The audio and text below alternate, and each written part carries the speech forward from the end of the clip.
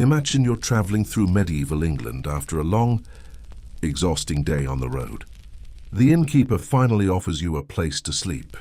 You climb the stairs, open the door, and freeze.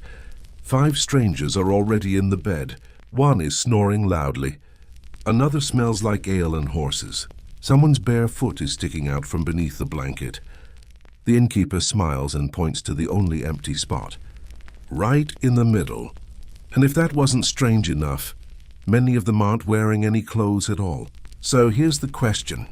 Why would perfectly ordinary medieval people willingly sleep naked beside complete strangers?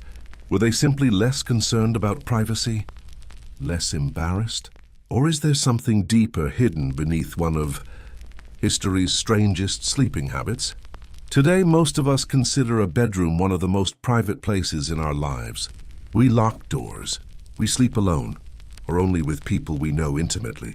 Sharing a bed with strangers sounds uncomfortable at best and horrifying at worst. But for centuries, people across Europe saw things very differently. In fact, refusing to share a bed could sometimes be considered rude. Sleeping together wasn't necessarily about romance. It wasn't even unusual. It was often practical, expected, and sometimes even respectable. And the reasons why might completely change the way you think about medieval life. So tonight, we're going back to a world where beds were public spaces. Privacy barely existed, and sleeping naked beside other people was often considered perfectly normal. This is why medieval people slept naked together. Now dim the candles, pull the blanket a little closer, and let's travel back to medieval Europe. The story begins with something surprisingly expensive, a bed. Now, before we talk about why medieval people often slept naked together, we need to understand something that sounds almost unbelievable to modern ears. The medieval bed was not really private. In fact, for much of the Middle Ages, a bed was one of the most public places in a person's life. Today, when we think about a bed, we think about privacy. We think about closing a bedroom door, turning off the lights, and enjoying a few peaceful hours away from the rest of the world. A bed is personal. It's intimate. It's yours. But for a medieval person, a bed was something very different. Imagine walking into a typical village home around the year 1300. You might expect separate rooms, hallways, and private spaces. Instead, what you would probably find is a single large room where nearly every aspect of daily life happened. People cooked there. They ate there. They worked there. They entertained guests there. Children played there. Animals sometimes slept there. And when night arrived, everyone slept there too. The concept of having your own bedroom simply did not exist for most people. A peasant family might consist of parents, children, grandparents, and perhaps even a relative or apprentice, all sharing the same sleeping area. Beds were expensive, very expensive. Most families could not afford multiple sleeping arrangements. As a result, people shared whatever space was available. And honestly, they didn't find that strange. What seems shocking to us would have seemed perfectly ordinary to them. Now, if you're imagining rough piles of straw scattered across the floor, you're not entirely wrong. Many poorer families slept on mattresses stuffed with straw, hay or dried plant material. These mattresses required constant maintenance because the stuffing would flatten over time. But surprisingly, medieval beds could also be incredibly luxurious. In fact, among wealthy households, the bed was often the single most expensive piece of furniture in the entire home. A nobleman's bed might contain feather-filled mattresses, embroidered curtains, carved wooden frames, decorative fabrics imported from distant regions, and expensive linens that cost a fortune to produce. Some beds were so valuable that they were listed separately in wills and inheritance records. Think about that for a moment. Today, people might leave behind houses, jewelry, or cars. In medieval Europe, a bed could be one of the most treasured possessions a family owned. And because beds were valuable, they were meant to be used efficiently. That often meant sharing them. lots of sharing. Now here's where things start getting really interesting. When an important guest visited a medieval household, offering them a place in your bed was considered an act of hospitality, not a separate room, not a guest suite, your actual bed. Sharing a bed with someone could be a sign of friendship, trust, and respect. In many cases, refusing such an offer might even be interpreted as rude. Imagine explaining that to a modern traveler. You've ridden for days through rain and mud. You finally arrive at a friend's home. They warmly invite you to stay the night. Then they proudly announce that you'll be sleeping right beside them. Not because there's nowhere else to sleep, because they want to honor you. It's a completely different way of thinking about personal space. And this wasn't limited to ordinary people. Even kings and nobles lived in a world where beds were surprisingly public. In royal courts, the bedchamber was often one of the most important rooms in the palace. Kings conducted business there. Political meetings happened there. Servants entered and exited constantly. Advisors discussed state matters there. Sometimes visitors were even received while the monarch remained in bed. The royal bed was not hidden away from public life. It was part of public life. In some European courts, elaborate ceremonies surrounded the king going to bed and waking up. Nobles competed for the privilege of assisting these routines because proximity to the ruler meant influence and status. The king's bedroom was not simply a bedroom. It was a political stage. Now imagine how strange that would feel to us today. Imagine world leaders holding meetings while sitting beneath blankets. Imagine government officials gathering around someone's mattress to discuss policy. Yet for medieval people, such scenes were entirely normal. The bed occupied a social role that modern furniture simply doesn't. And because sleeping arrangements were communal, people developed different attitudes toward physical proximity. Bodies were not automatically associated with privacy. Sleeping near someone did not necessarily imply romance. Sharing blankets did not necessarily imply intimacy. It simply reflected practical reality. People needed warmth. People needed safety. People needed somewhere to sleep. And the bed was where all those needs met. But perhaps the most surprising evidence comes from the personal writings left behind by medieval and early modern individuals. This brings us to one of the most fascinating figures in sleeping history, Samuel Pepys.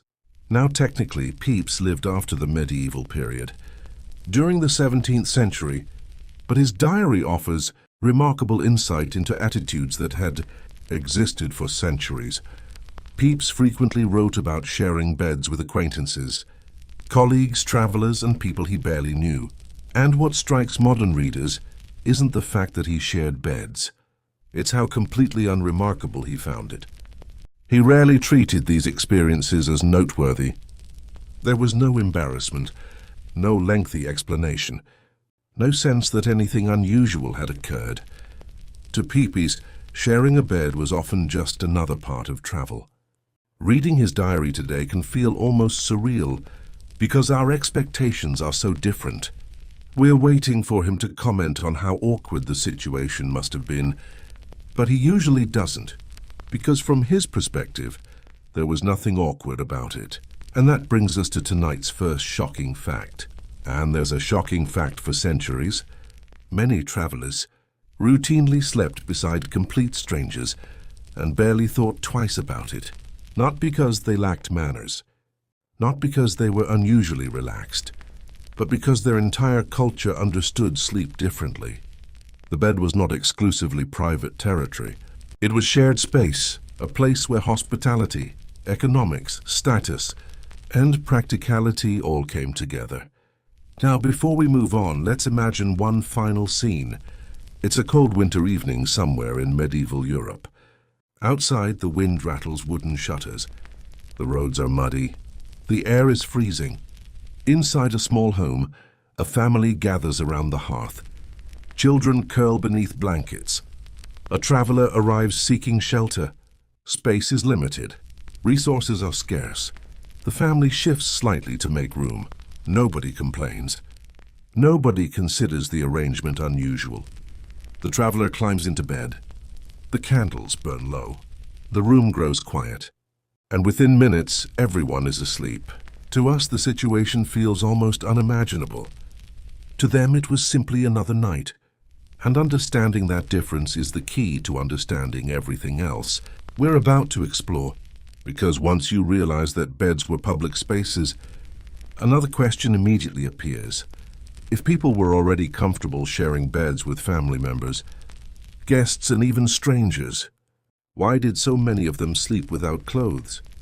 Now, my friend, if you've been picturing medieval beds as nothing more than places where exhausted people collapsed at the end of the day, I need to stop you right there. Because for many people living in medieval Europe, a bed wasn't simply a piece of furniture. It was a statement. It announced your wealth, your status, your position in society, and sometimes even your chances of survival.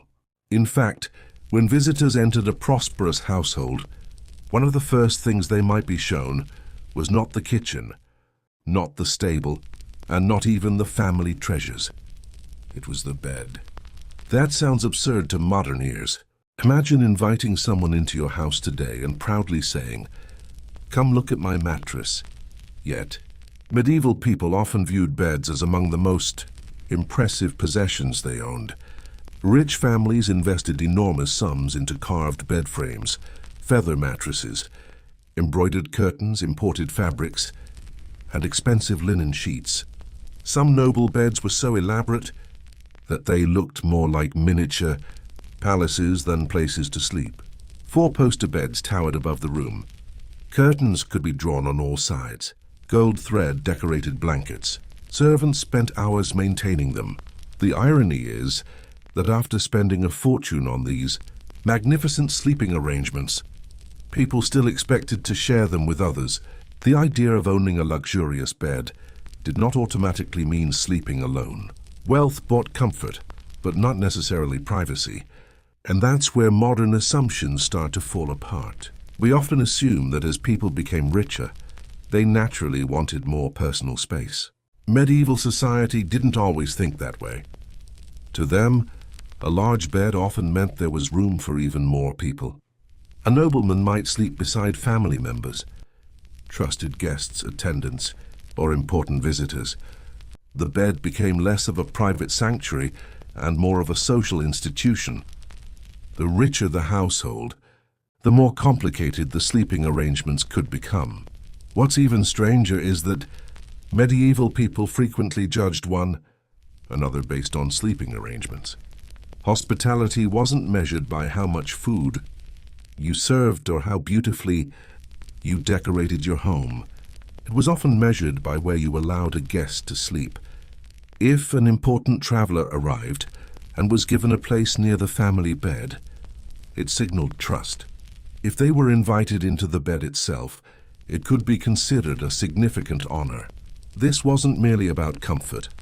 It was about social bonds. Think of it this way.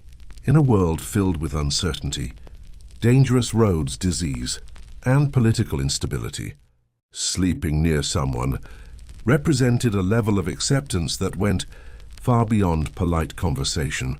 Once the candles were extinguished and everyone settled beneath the blankets, there was no pretending. You were vulnerable. You were unconscious. You were trusting the people around you with your safety. And people took that trust seriously.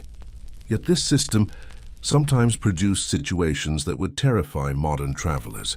Historical accounts describe merchants, pilgrims, and wandering scholars sharing beds with complete strangers in crowded inns.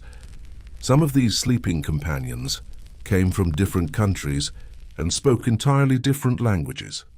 Imagine arriving exhausted after a journey of hundreds of miles, only to discover that your sleeping partner for the evening was someone you've never met before and cannot even communicate with.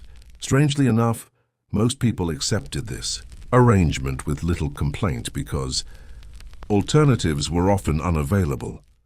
Beds cost money, space cost money, Heating cost money. Survival itself was expensive. Sharing wasn't viewed as a sacrifice. It was viewed as common sense. And here's a shocking fact that many people don't realize. Some medieval legal disputes actually involved arguments over bed-sharing rights. In certain households, where you slept could determine your status within the family hierarchy. Sleeping closer to the master of the house wasn't merely convenient. It could be a visible sign of favor, loyalty, or social importance. Now let's talk about warmth, because warmth may have been the single biggest reason people tolerated sleeping so closely together. Modern homes have insulation, central heating, electric blankets, and climate control. Medieval homes had none of these luxuries. Winter was not merely uncomfortable, it could be deadly. Even wealthy houses often remained surprisingly cold. Stone walls trapped moisture. Drafts slipped through cracks. Windows offered limited protection from freezing winds. Once the fire died down during the night, temperatures inside could drop dramatically. Under those conditions, another human body wasn't just company. It was a source of heat. Every additional sleeper helped warm the bed. Families instinctively understood this. Travelers understood it. Innkeepers understood it. Sleeping alone could actually mean spending the night shivering. Sleeping beside others meant conserving precious body heat. This practical reality influenced sleeping customs across Europe for centuries. And while modern audiences often laugh at the idea of 6 people sharing a bed, the people living through harsh medieval winters weren't concerned about comfort in the way we are. They were concerned about getting through the night. Historical descriptions sometimes mention entire households clustering together during severe cold spells. Adults, children, servants, and guests might all sleep in close proximity, simply because separating would make everyone colder. Here's another shocking fact.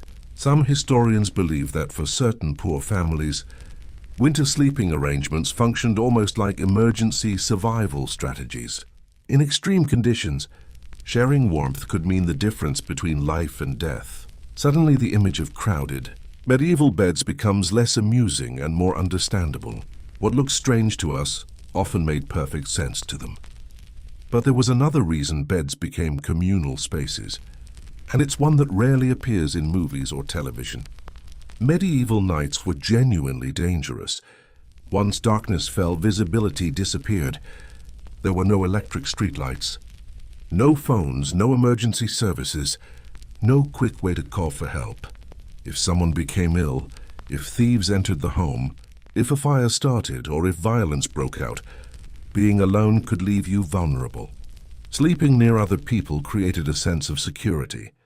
Even in castles and noble residences, important figures often preferred having attendants nearby. Kings surrounded themselves with guards. Nobles kept servants within earshot. Wealthy travelers hired companions. In villages, family members slept together, partly because isolation felt risky. We often imagine privacy as a luxury.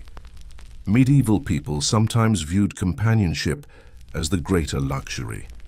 And this brings us to one of the most surprising realities about medieval life. Loneliness wasn't organized into daily life the way it often is today. People were almost never truly alone. They worked together, ate together, worshipped together, traveled together, and slept together. Solitude existed, but it was relatively uncommon. In some situations, sleeping alone could even attract suspicion. Why did this person want isolation? What were they hiding? Why didn't they wish to share space with others? Those questions reveal how differently medieval society viewed personal boundaries. A modern person might see privacy as freedom. A medieval person might sometimes see excessive privacy as strange. And here's another shocking fact. Certain royal and noble households kept detailed records showing that servants occasionally slept inside the bedchamber of powerful individuals specifically to monitor them during the night. Imagine paying someone to watch you sleep. That level of proximity wasn't considered invasive. It was considered practical. By now, you can probably see why the medieval bed occupied such a unique place in society. It wasn't merely a location. It was an institution. It represented wealth, hospitality, survival, security, and social relationships all at the same time. The more we examine it, the stranger our own modern assumptions begin to look. We tend to believe that sleeping alone is natural and sharing space is unusual. Medieval people often believed exactly the opposite. Their world encouraged closeness because closeness solved problems. It saved money. It conserved heat. It strengthened relationships. It provided protection. And perhaps most importantly, it reflected a society where people spent much of their lives together rather than apart. Yet despite everything we've discussed so far, one mystery remains. Sharing a bed is one thing. Sharing a bed while wearing little or no clothing is something else entirely. Why would people who care deeply about morality, religion, and social order feel comfortable sleeping that way? The answer has less to do with modesty than you might think, and far more to do with economics, cleanliness, and medieval ideas about the human body. In the next chapter, we're going to step beneath the blankets and discover why sleeping naked was often considered the most sensible choice a medieval person could make. Now that we've established that medieval people often shared beds with family members, guests, servants, and sometimes complete strangers, we can finally tackle the question that brought many people to this video in the first place. Why were so many of them sleeping naked? At first glance, it sounds completely backwards. Medieval Europe was a deeply religious society. Church teachings influenced daily life. Rules governed everything from what people ate to how they behaved in public. So surely people must have been extremely modest when it came to sleeping, right? Surprisingly, not always. In fact, if you could quietly step into a medieval home late at night, you might discover that many people had removed most or all of their clothing before climbing into bed. And here's the strange part. For them, this wasn't scandalous. It wasn't rebellious. It wasn't controversial. It was often considered the practical and sensible thing to do. To understand why, we first need to remember that clothing in the medieval world was nothing like clothing today. Modern people own closets packed with shirts, jackets, trousers, pajamas, socks, and countless other garments. If a shirt gets damaged, stained, or worn out, we replace it. Medieval people didn't have that luxury. For many ordinary individuals, a complete set of clothing represented months of labor and significant expense. Some peasants owned only a handful of garments. Certain items might be worn for years before replacement became possible. Every piece of clothing mattered. Every tear mattered. Every stain mattered. Sleeping in your everyday clothes meant exposing them to sweat, body oils, dirt, and friction night after night. That wear accumulated quickly. To medieval families, unnecessarily damaging expensive clothing made little sense. Taking garments off before bed wasn't considered odd. It was considered responsible. The true star of the medieval sleeping experience wasn't clothing at all. It was linen. If you've heard the word linen and imagined something simple and ordinary, think again. Linen occupied a special place in medieval society. Made from flax fibers through a labor-intensive process, quality linen required tremendous effort to produce. Yet people valued it because it possessed characteristics that wool and many other fabrics lacked. Linen could absorb moisture. It could be washed more easily. It felt cooler and cleaner against the skin. Wealthy households invested heavily in linen sheets, linen undergarments, and linen household textiles. In many respects, linen functioned as the medieval equivalent of modern hygiene technology. Long before washing machines, deodorants, and modern sanitation systems, linen helped people manage cleanliness. This is where medieval logic begins to diverge sharply from our own assumptions. Many people believed that sleeping directly against clean Linen was healthier than sleeping. Inside garments that had collected dirt throughout the day.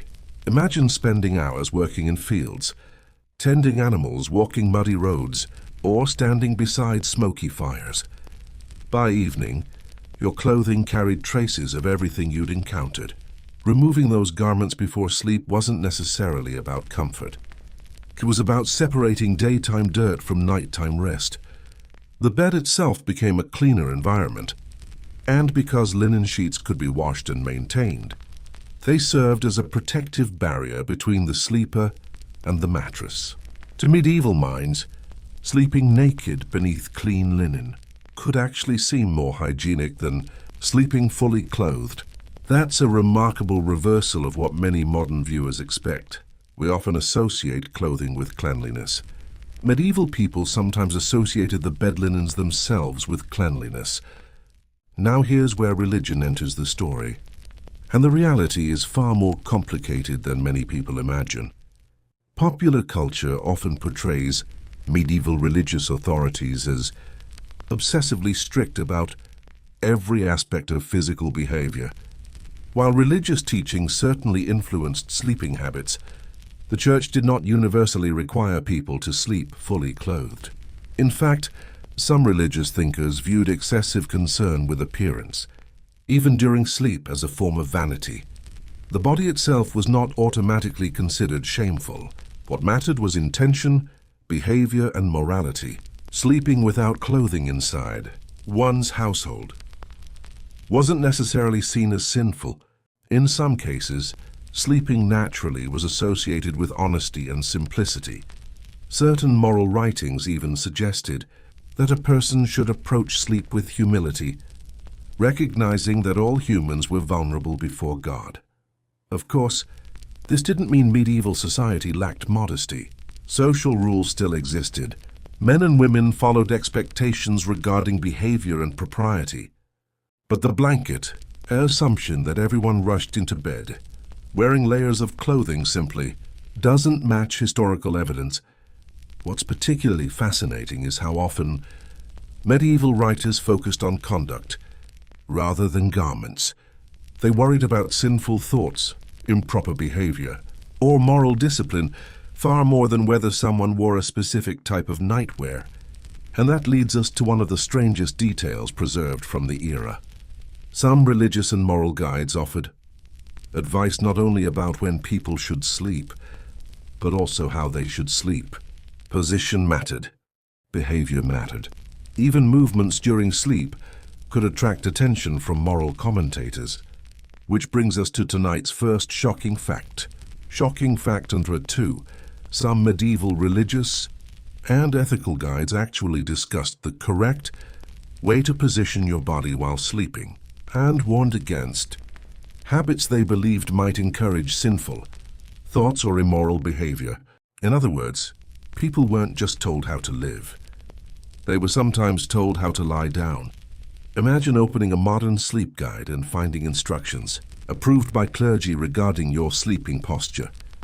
Yet for many medieval people, spiritual concerns extended into every corner of life, including the bed. Some writers favored sleeping on certain sides of the body.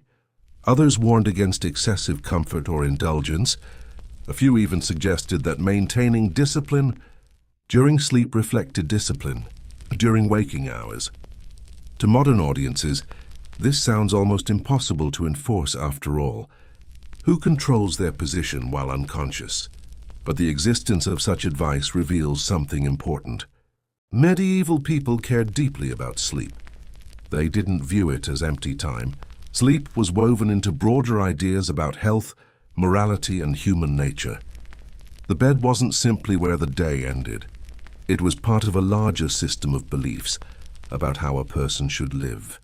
Perhaps the biggest misconception modern audiences have about medieval sleeping habits is the assumption that people lacked concern for cleanliness. The stereotype usually goes something like this: medieval people rarely bathed, lived in filth, and paid little attention to hygiene. Reality is far more complicated. While sanitation standards differed from modern expectations, people absolutely cared about cleanliness. They washed. They groomed. They changed linens. They developed routines designed to maintain health within the limits of available technology. Linen played a central role in those efforts. Wealthier households frequently documented inventories of sheets, pillow covers, towels, and undergarments. Even ordinary families understood the value of keeping sleeping spaces as clean as possible. In some cases, linen sheets were treasured possessions passed between generations. A family's collection of fine linens could represent substantial wealth. And because these fabrics were so valuable, people treated them with respect. Imagine a household spending countless hours producing, cleaning, repairing, and preserving linen goods. It makes sense that they would trust those linens more than dirty work clothes that had spent the day collecting dust, mud, animal hair, and smoke. Suddenly, the decision to remove clothing before bed begins to look less shocking. In fact, from a medieval perspective, sleeping in dirty garments might have seemed like the stranger choice. The more we examine the evidence, the clearer it becomes that naked sleeping was often driven by practical concerns rather than anything scandalous. Yet there was one particular custom that took the idea of sleeping together to an entirely new level. A practice so unusual that modern audiences often assume it must be a joke. When they first hear about it, it involved unmarried couples, shared beds, strict supervision, and a surprisingly creative attempt to balance romance with morality. And in the next chapter, we're going to explore the strange world of bundling, where young couples were allowed to spend the night together, while everyone pretended nothing could possibly go wrong. Now, before we leave this strange medieval bedroom behind, there's one more thing we need to talk about. Because the deeper historians look into medieval sleeping habits, the more obvious it becomes that medieval people weren't making random decisions. They weren't climbing into bed naked because they were carefree, reckless, or indifferent to social norms. Quite the opposite. Most of their sleeping customs were built around practicality, and nowhere is that more obvious than when we examine what happened to clothing after sunset. Think about the average peasant for a moment. He might own only one good tunic, maybe two if he was fortunate. His wife might spend weeks repairing tears, patching worn areas, and extending the life of garments that simply couldn't be replaced easily. Fibers had to be processed, spun, woven, cut, and sewn. Every shirt represented hundreds of hours of human effort. Every pair of garments represented value. Sleeping in those clothes night after night meant grinding expensive fabric against rough bedding, exposing it to sweat, body oils, and constant friction. Medieval people understood wear and tear very well because they lived with its consequences every day. Preserving clothing wasn't merely a matter of being tidy, it was a matter of economics. The longer your garments lasted, the better your chances of avoiding additional expenses. So when bedtime arrived, removing clothing often made perfect sense. In some ways, sleeping naked was less about comfort and more about protecting one of the most valuable possessions a person owned. Imagine treating your favorite jacket like a family heirloom because replacing it would require months of wages.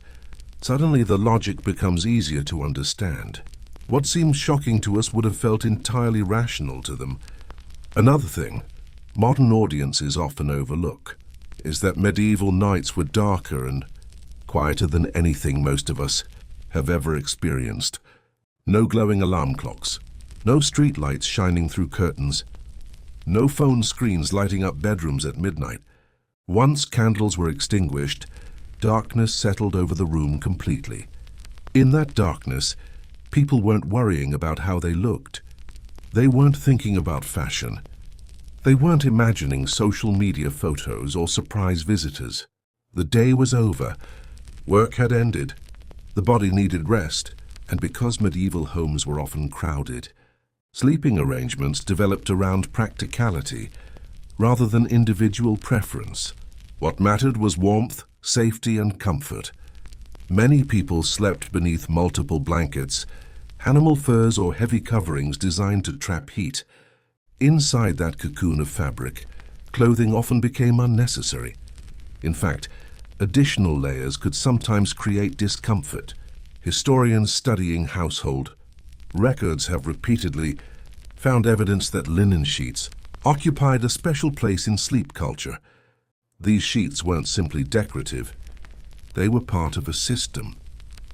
People trusted the cleanliness of the bed linens more than the cleanliness of garments worn throughout the day. It's almost the reverse of modern thinking.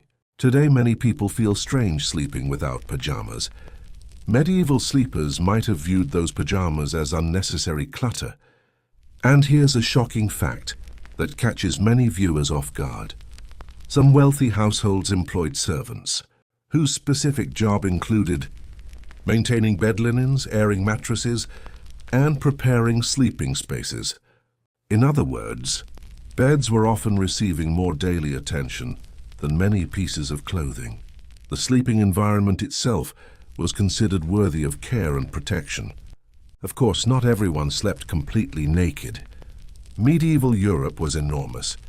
Customs varied from region to region, century to century, and household to household. Some people wore simple linen shifts. Others slept in lightweight undergarments. Certain regions developed sleeping garments that resembled primitive nightshirts. But the key point is that there was no universal expectation that people remain fully dressed. The modern image of medieval individuals climbing into bed, wearing their complete daytime outfit simply isn't supported by much historical evidence. In fact, many surviving texts suggest the opposite. Some medical writers believed the body benefited from relaxing at night without restrictive garments. Others argued that circulation, comfort, and sleep quality improved when people removed heavy clothing. Remember, medieval clothing wasn't always soft or lightweight. Wool was common. Layers were common. Fasteners, belts, and fitted garments were common. After spending an entire day wrapped in these materials, removing them could feel liberating. Even physicians occasionally weighed in on the subject. Medieval medicine, while often incorrect by modern standards, devoted enormous attention to sleep. Doctors discussed room temperature, bedding quality, digestion, and sleeping posture. They believed sleep played a crucial role in maintaining health. If sleeping naked helped a person remain comfortable and avoid overheating beneath blankets, that could be viewed as beneficial. Which brings us to another surprising reality. Many medieval people probably slept better than we assume. Their sleep patterns were different from ours, often involving segmented sleep, with periods of wakefulness during the night. But they weren't necessarily stumbling through life exhausted and miserable. They were adapting to the environment they knew. And within that environment, removing clothing before bed could be a perfectly sensible choice. Yet perhaps the most fascinating aspect of all, this is what it reveals about the medieval relationship with the human body. Modern societies often swing between extremes. Some cultures emphasize modesty. Others celebrate openness. Medieval Europe occupied a complicated middle ground. Religious teachings certainly influenced attitudes toward the body, but they didn't automatically turn every physical activity into a source of shame. People bathed together in some regions. Families shared living spaces. Medical examinations occurred. Childbirth happened within communal environments. Daily life involved a level of physical proximity that would surprise many modern observers. Sleeping habits reflected that reality. The body wasn't viewed exactly the way we view it today. People could recognize modesty and propriety while simultaneously accepting practical realities. And this is where many popular myths about medieval life begin to collapse. The stereotype suggests a world of endless repression where every action was tightly controlled. The historical reality is usually much messier. Medieval people were practical. They adjusted their behavior to match economic circumstances, environmental conditions, and social expectations. If sleeping naked preserved clothing, improved comfort, and aligned with local customs, many people saw little reason to object. And here's another shocking fact. Some historical accounts suggest travelers occasionally judged the quality of an inn based on the cleanliness of its bedding rather than the privacy of its sleeping arrangements. Imagine leaving a positive review because the sheets were fresh, even though you had to share the mattress with strangers. That perspective tells us everything about how differently medieval people prioritized their sleeping experience. So as we prepare to move forward, let's pause for a moment and consider just how foreign this world would feel to a modern visitor. Beds were shared, privacy was limited, clothing was precious, linen was treasured.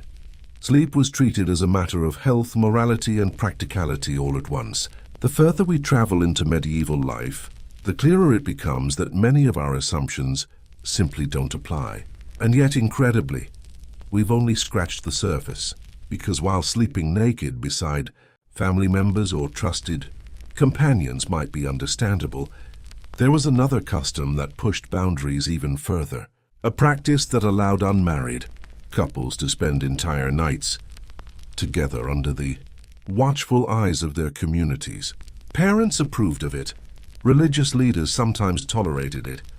Entire regions developed elaborate rules around it. On paper, it was designed to prevent temptation. In reality, human beings often found creative ways around those rules. And in the next chapter, we're going to explore the bizarre world of bundling, where courtship, supervision, and shared beds collided in one of the strangest traditions in history. By now, you might think medieval sleeping customs couldn't possibly get any stranger. After all, we've already discovered that people regularly shared beds with family members, travelers, guests, and sometimes complete strangers. We've learned that sleeping naked wasn't necessarily shocking, and we've seen how privacy, as we understand it today, barely existed for much of medieval history. But what if I told you there was a tradition that allowed unmarried couples to spend the night together in the same bed, with the full knowledge of their parents, not secretly, not hidden away in the woods, not as an act of rebellion, completely out in the open? In some communities, it was not only accepted but encouraged. The custom was known as bundling, and when modern people first hear about it, they usually assume historians are joking. Surely no parent would willingly allow their daughter to climb into bed with a young man she wasn't married to. Surely religious communities would forbid such behavior immediately. Yet history often refuses to follow modern expectations. Bundling emerged in several regions of Europe and later appeared in colonial America, particularly in communities descended from European settlers. The basic idea sounded simple enough. A courting couple could spend time together at night, often sharing a bed, while remaining physically separated by layers of fabric, blankets, or specially designed barriers. The goal was to allow conversation, companionship, and courtship while preserving moral standards. On paper, it seemed like the perfect compromise. Young people could get to know one another. Parents could supervise the process. Society could maintain its expectations regarding marriage and propriety. What could possibly go wrong? To understand why bundling existed at all, we need to step back into the realities of pre-industrial life. Courtship in the medieval and early modern world looked very different from modern dating. There were no coffee shops, movie theaters, text messages, dating apps, or late-night phone calls. Most people worked long hours. Travel was difficult. Communities were small. Opportunities for private conversation between young men and women could be surprisingly limited. Parents naturally wanted to evaluate potential spouses. Marriage wasn't merely a romantic decision. It affected property, family alliances, labor arrangements, inheritance, and social standing. In that environment, bundling offered a practical solution. A young man might travel a considerable distance to visit a prospective partner. After spending hours on rough roads, returning home the same evening wasn't always realistic. Allowing him to stay overnight made sense. Allowing him to spend supervised time with the young woman made even more sense. The result was a curious arrangement where courtship and sleeping became intertwined in ways that modern audiences find almost impossible to imagine. Historical accounts describe couples talking for hours beneath blankets, discussing family, future plans, religion, work, and marriage. Sometimes other family members remained nearby. Sometimes physical barriers were placed between the couple. Sometimes elaborate rules governed what was and wasn't allowed. Yet despite all these precautions, everyone involved understood an obvious truth. Human beings are human beings. Give two young people enough time together, and things do not always proceed according to plan. This is where the story starts becoming genuinely fascinating. Different communities developed remarkably creative methods to prevent temptation. Some households used what historians now call bundling boards. These were wooden barriers placed between two people sharing a bed. Others used bundling sacks, essentially oversized sleeping bags designed to keep one or both individuals enclosed while they rested. In certain regions, multiple blankets and layers of fabric served the same purpose. Parents often believed these arrangements struck a reasonable balance between trust and supervision. Looking back, many modern observers find the entire system hilariously optimistic. Imagine being a parent and thinking, yes, my daughter and her suitor can spend the night together. I'll just place a wooden plank between them. Problem solved. Yet these precautions reflected genuine concerns. Communities wanted to encourage marriage while avoiding scandal. They wanted young people to form relationships while maintaining social expectations. And for a surprising amount of time, bundling remained an accepted solution. What makes this particularly interesting is that participants themselves often viewed it as perfectly normal. Historical letters and memoirs rarely describe bundling as shocking.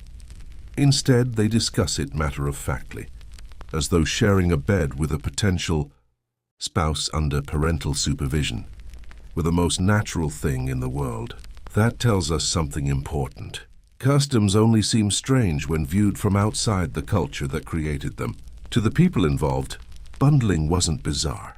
It was simply how courtship worked. Now let's talk about the elephant in the room. Did bundling actually prevent intimacy? Well, not always. In fact, not even close.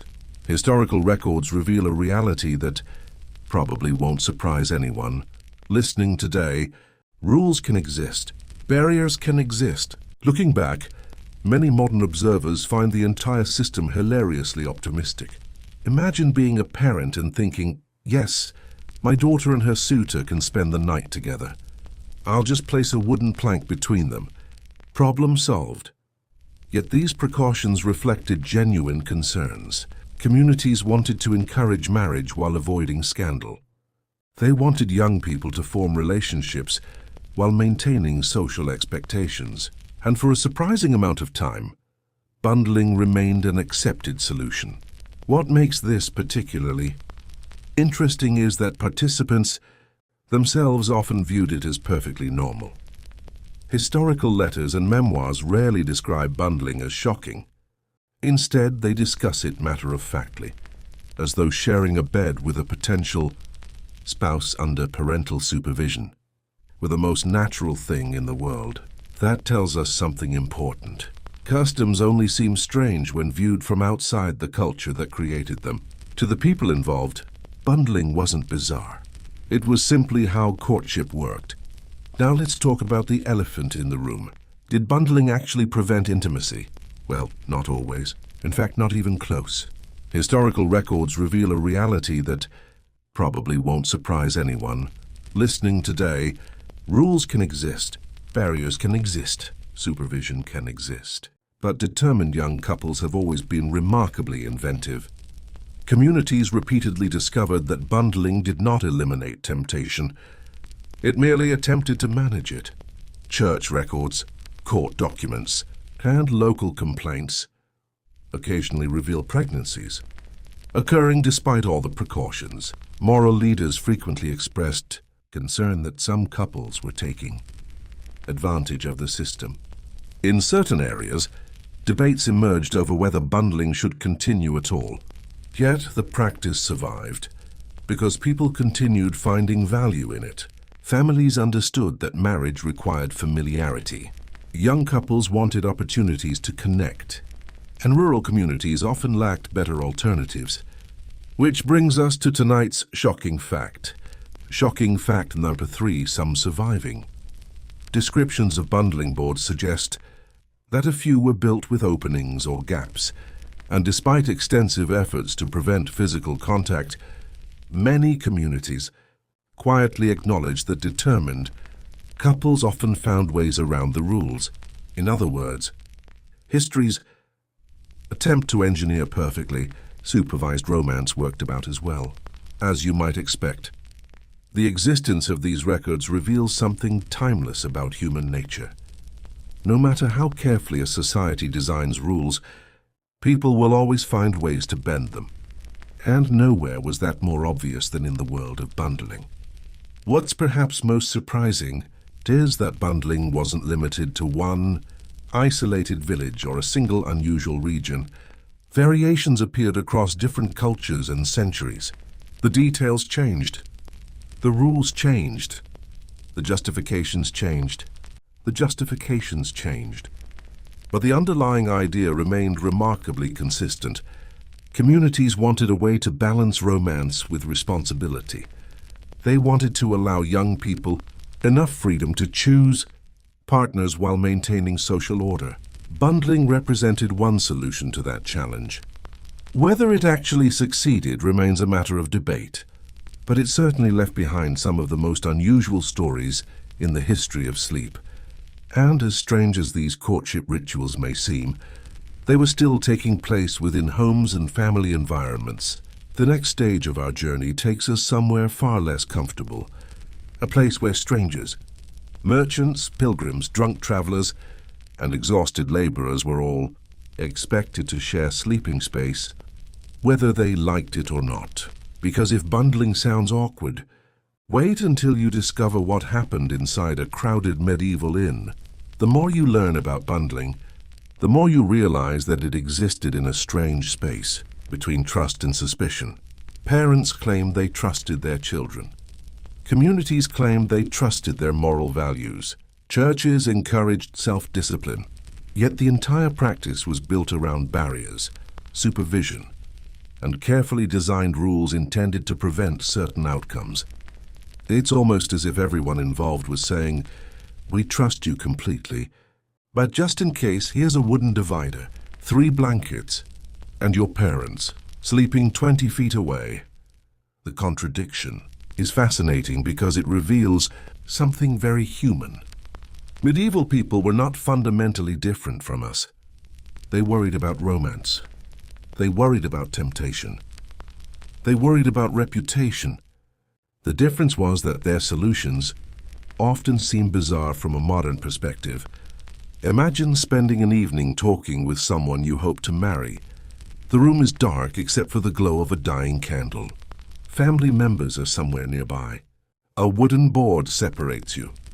Layers of blankets create an awkward barrier between two people who are supposed to be getting to know one another. And despite all this, countless young couples reportedly spent hours talking long into the night. In many ways, bundling wasn't really about sleeping at all.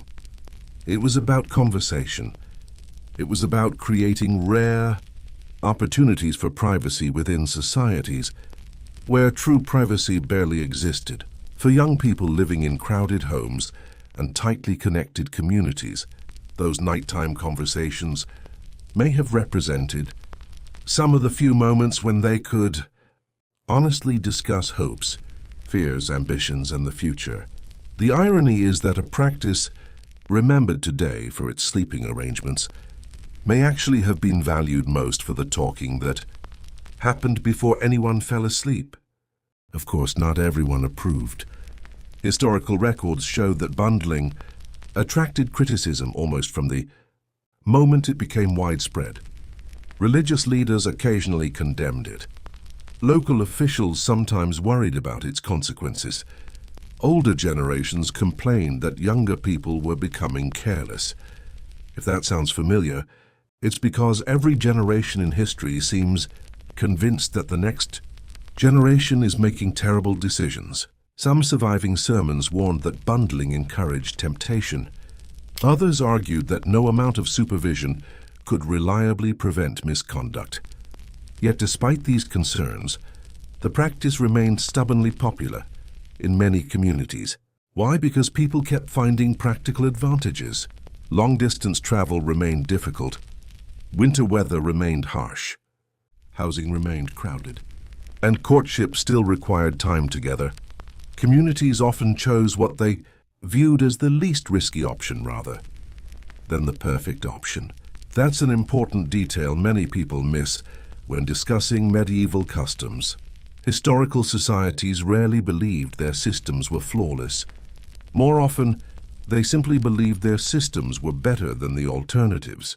And from their perspective, bundling may have seemed preferable to secret meetings, unsupervised encounters, or rushed marriages between people who barely knew one another. Here's another shocking fact.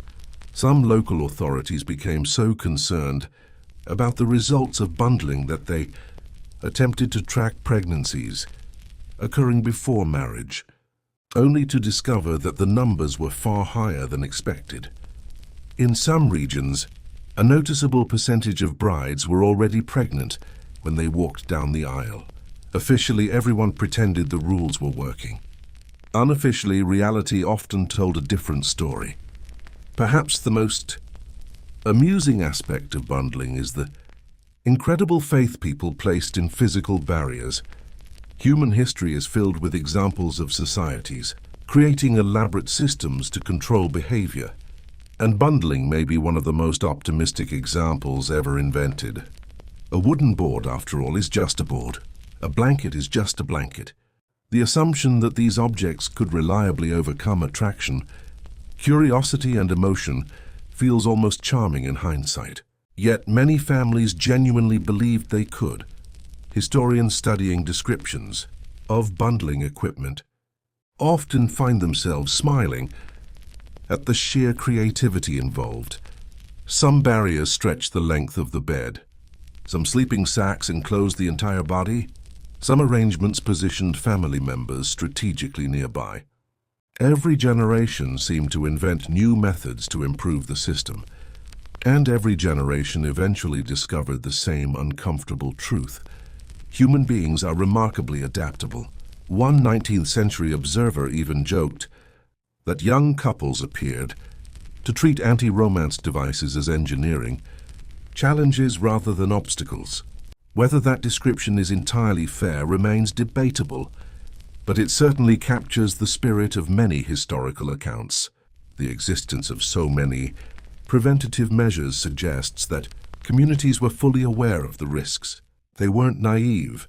They simply hoped structure and supervision would keep those risks manageable. Sometimes it worked, sometimes it didn't.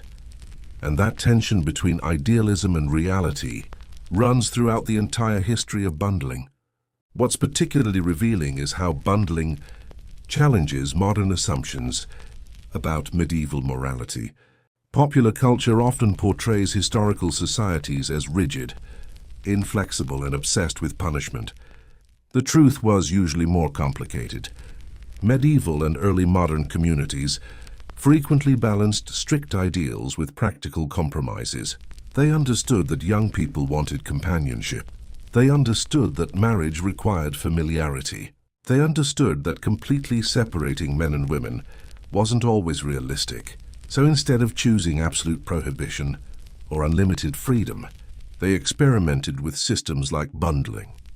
Were those systems strange? Absolutely. Were they logical within the context of the time? Surprisingly, yes. That's one of the most important lessons history teaches us. Human behavior rarely changes as much as we imagine. What changes are the rules, technologies, and social expectations surrounding that behavior. A medieval couple whispering beneath blankets, while a parent sleeps nearby, may seem worlds apart from modern dating. Yet beneath the surface, the same emotions are present. Curiosity, attraction, hope, anxiety, excitement. The details differ. Human nature remains remarkably familiar, and that's why stories like bundling continue to fascinate us centuries later. They remind us that the people of the past were neither fools nor aliens. They were simply navigating challenges, using the tools available to them. As strange as bundling may seem, at least it usually involved people who knew one another. Families were nearby. Communities provided oversight. There was a structure, however imperfect, surrounding the experience. But what happened when none of those protections existed? What happened when travelers found themselves hundreds of miles from home, surrounded by complete strangers, desperate for a place to sleep? The answer takes us into one of the most uncomfortable aspects of medieval life. A world of overcrowded inns, shared mattresses, questionable hygiene, and unwritten rules that everyone was expected to follow. Because if you think sharing a bed with a potential spouse sounds awkward, wait until you discover what happened when 6 exhausted strangers were forced to spend the night together. In a single medieval inn bed. Imagine it's late autumn in the year 1375. You've been traveling since sunrise. Your horse is exhausted. Your back hurts. Your boots are soaked from crossing muddy roads. The sun disappeared hours ago, and the cold night air is beginning to bite through your clothing. Ahead, you finally spot the warm glow of an inn. Relief washes over you. There's food inside, a fire, shelter from the weather. Most importantly, a bed. You push open the door expecting rest and comfort. Instead, the innkeeper glances at the crowded room and says something that instantly destroys your expectations. There's one bed left. That sounds promising until he continues. You'll be sharing it with whoever arrives next. Welcome to the reality of medieval travel. For many travelers, private rooms were not the norm. In fact, private rooms were often luxuries reserved for wealthy nobles, important merchants, or influential guests. Ordinary travelers usually slept wherever space could be found, and that often meant sharing a bed with complete strangers. Not one stranger, sometimes several. Imagine checking into a modern hotel and discovering your reservation includes a mattress occupied by 4 people you've never met before. One snores loudly. One smells like livestock. Another has been drinking all evening. Yet in medieval Europe, this situation wasn't considered shocking. It was expected. Inns existed primarily to provide shelter, not privacy. Travelers understood this before they arrived. If a bed had empty space, the innkeeper intended to fill it. Every unused section of mattress represented lost income. And since beds were expensive, space was valuable, and demand was often high. Sharing became a practical business strategy. Nobody was trying to create a comfortable experience. They were trying to create a functional one. Now, before you start imagining medieval inns as filthy nightmares, it's important to understand that quality varied enormously. Some inns developed excellent reputations. Wealthy merchants and nobles frequently stayed in establishments known for good food, reliable service, and relatively comfortable accommodations. Others were far less appealing. Travelers often complained about lice, fleas, bedbugs, noise, drunken guests, and overcrowding. Yet even respectable inns commonly practiced bed sharing. The issue wasn't necessarily poor management. It was economics. Heating multiple rooms required fuel. Constructing large buildings required money. Maintaining furniture required resources. Sharing beds allowed innkeepers to serve more customers while keeping costs manageable. And because travelers expected this arrangement, there was little pressure to change it. Historical accounts reveal that many guests accepted bed sharing with remarkable calm. Some even treated it as an opportunity for conversation. Merchants exchanged news. Pilgrims shared stories. Travelers discussed road conditions. Politics, local gossip, and business opportunities. In a world without newspapers, radio, or internet, inns functioned as information hubs. A bedmate could provide valuable knowledge about destinations ahead. Of course, not every conversation was pleasant. Sometimes strangers argued. Sometimes they distrusted one another. Sometimes they simply wanted sleep. But the possibility of sharing a mattress with unfamiliar people remained a normal part of travel. Here's where things become genuinely difficult for modern audiences to imagine. Medieval travelers often judged inns based less on privacy and more on safety. If your possessions remained intact and you survived the night without incident, the inn had done its job reasonably well.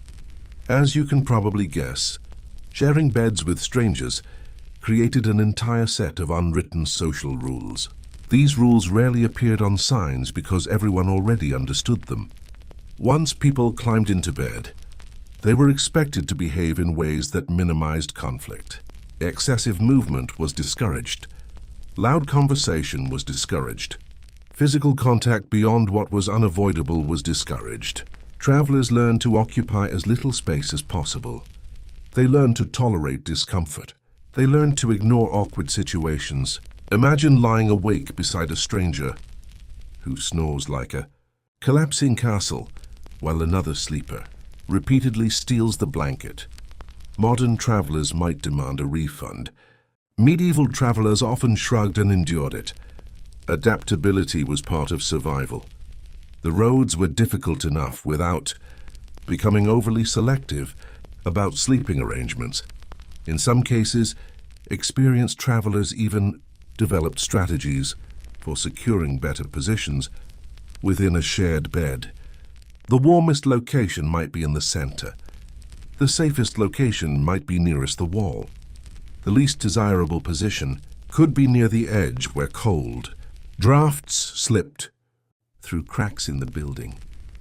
These considerations sound almost humorous today, but they mattered enormously when temperatures dropped and heating remained limited. And here's tonight's shocking fact. Shocking fact number 4. Historical travel guides sometimes included practical advice for sleeping. Beside unpleasant strangers, including how to position yourself near people who smelled bad, snored excessively, or moved constantly during the night. Think about that for a moment. Entire generations of travelers became so accustomed to sharing beds with strangers that they developed survival tips for managing difficult bedmates. That's not merely inconvenience. That's an entirely different understanding of personal space. Of course, sharing a bed with strangers occasionally produced situations that were far more serious than snoring or bad smells. Theft remained a constant concern. Travelers often carried money, documents, merchandise, or valuable personal belongings. Falling asleep beside unknown individuals required trust or at least calculated risk. Many people slept with purses tied to their bodies or valuables hidden beneath clothing. Some kept weapons within arm's reach. Others relied on companions to watch over possessions.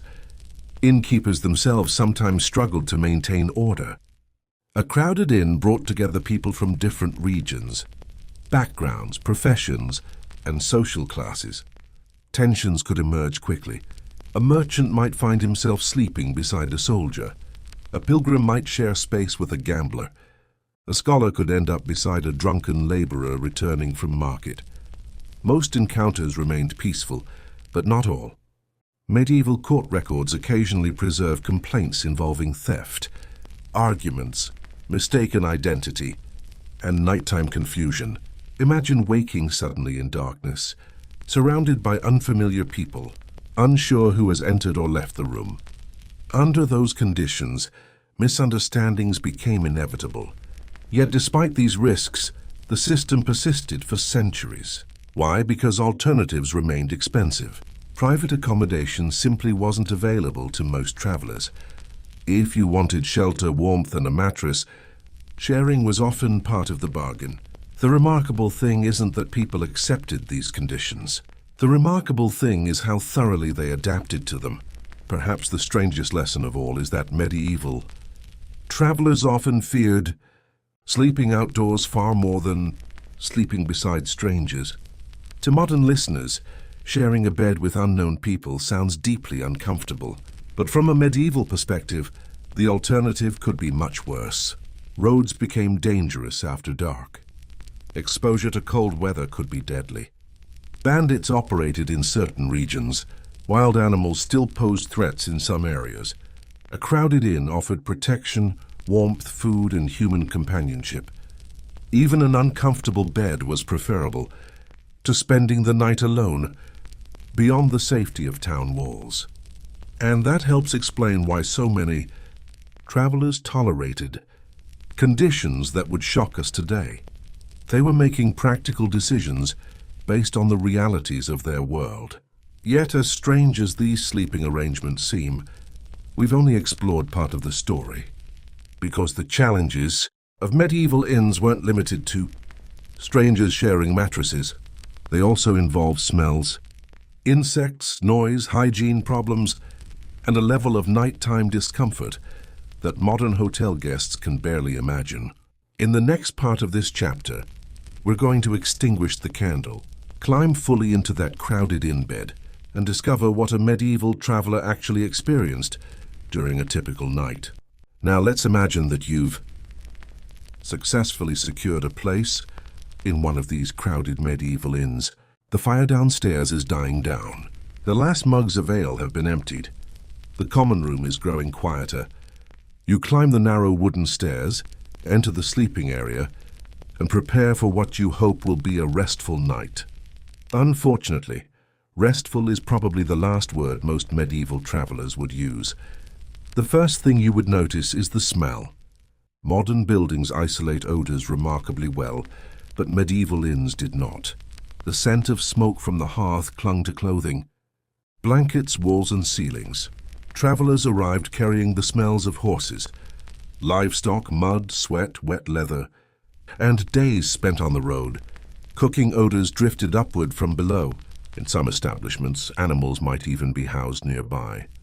None of these smells were unusual to medieval people because they lived with them every day.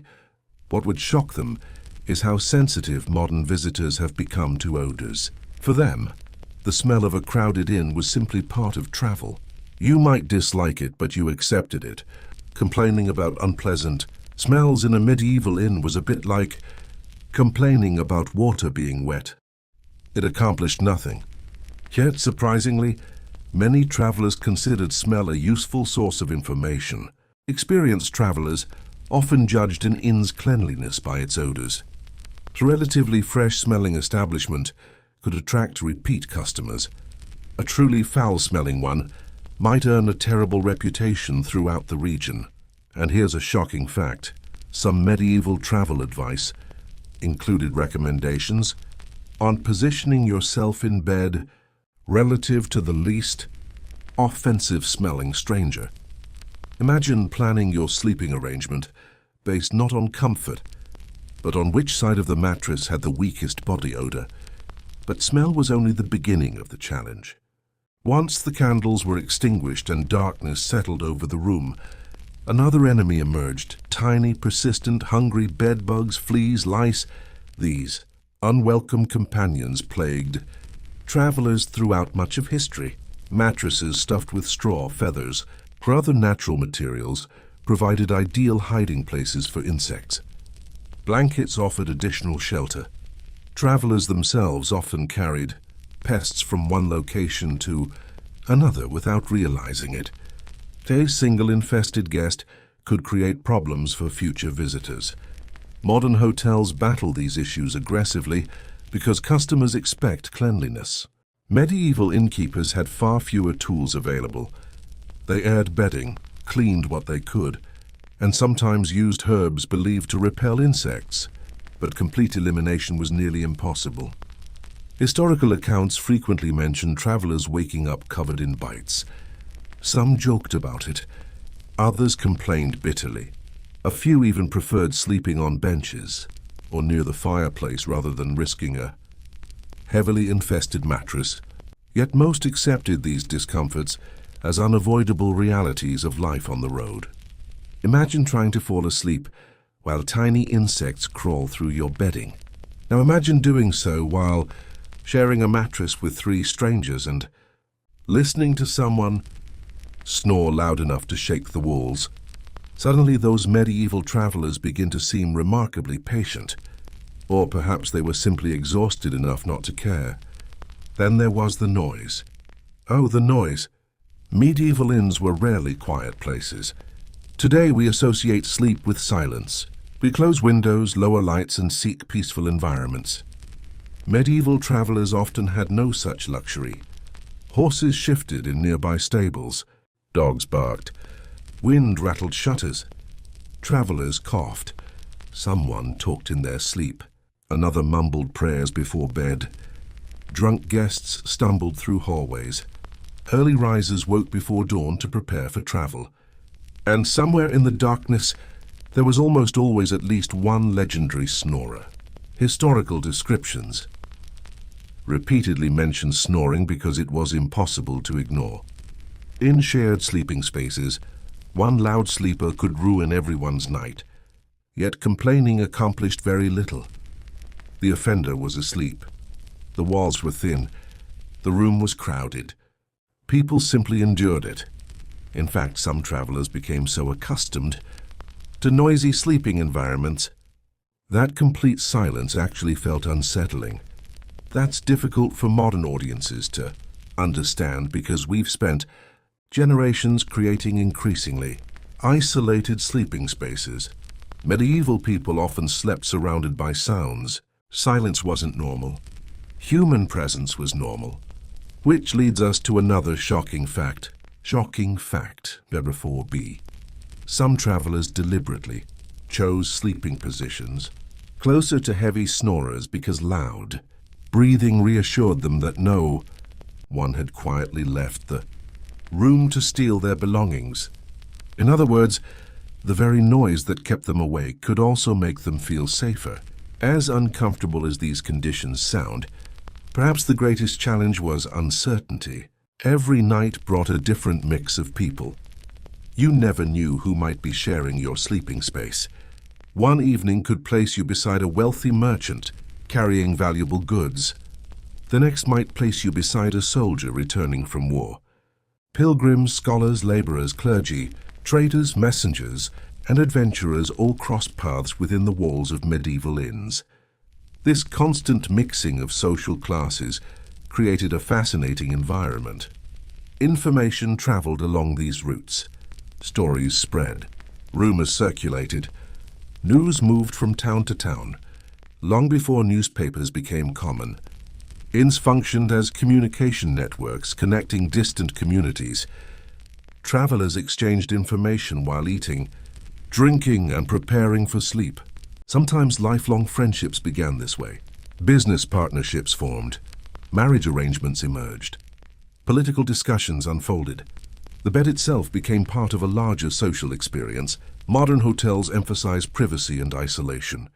Medieval inns often encouraged interaction, whether guests wanted it or not. Of course, not every interaction was positive. Arguments occasionally erupted. Misunderstandings occurred. Theft remained a risk. Yet the system persisted because it fulfilled a vital need. Roads connected the medieval world, and inns kept travelers moving. Without them, commerce, pilgrimage, diplomacy, and communication would have suffered enormously. So as we leave the crowded inn behind, let's take a moment to appreciate how radically different the medieval travel experience really was. Tonight, if you check into a hotel, you'll likely receive a private room, clean sheets, climate control, secure locks, and complete separation from strangers. Medieval travelers enjoyed none of those guarantees. They shared beds, they tolerated noise, they battled insects, they guarded possessions. They adapted to smells and discomforts that would horrify many modern guests. Yet despite all that, millions of people traveled, traded, explored, and connected across medieval Europe. Human beings are remarkably adaptable creatures. Given enough time, almost any condition can begin to feel normal. And that's a lesson we'll encounter again and again throughout this story. Because while crowded inns reveal how little privacy travelers possessed, an even bigger transformation was slowly taking shape. Over the coming centuries, wealthy households would begin embracing a radical new idea. A concept so ordinary today that we rarely think about it. The idea that a person might actually deserve a bedroom of their own. In the next chapter, we'll explore how privacy gradually transformed from a rare luxury into one of the defining features of modern life. If you had asked a medieval peasant whether they wanted a private bedroom, the question might have sounded almost meaningless, not because they disliked comfort, not because they lacked imagination, but because the entire concept of personal sleeping space barely existed in the way we understand it today. For most of human history, sleep was a communal activity. Families slept together, servants slept nearby, travelers shared beds, children rarely had separate rooms. Even nobles lived in households filled with attendants, guests, and visitors moving constantly through their living spaces. The idea that a person could close a door, enter a room alone, and spend the entire night undisturbed would have seemed like an extraordinary luxury. Yet sometime between the late medieval period and the modern world, something remarkable happened. People slowly began separating themselves from one another. Bedrooms became more private. Houses became divided into specialized rooms. Personal space became desirable.